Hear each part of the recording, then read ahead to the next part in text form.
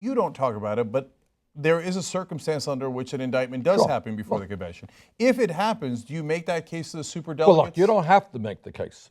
Every superdelegate, these people are not dumb. I may disagree with them. They may be more conservative to me. They're not dumb.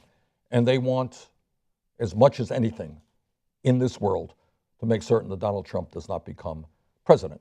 But that gets to the issue that I mentioned a moment ago. Their job, their ultimate job, is to determine who is the strongest candidate and how we defeat Trump. And certainly if, and I'm not saying it is, but there's something like that were to happen, would that impact the electorate? Of course it would. And would that be taken into consideration by the delegates? Of course it would. So last question about the superdelegates.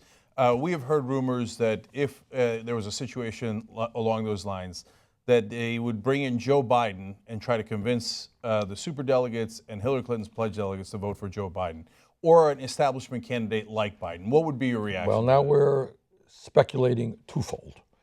Right?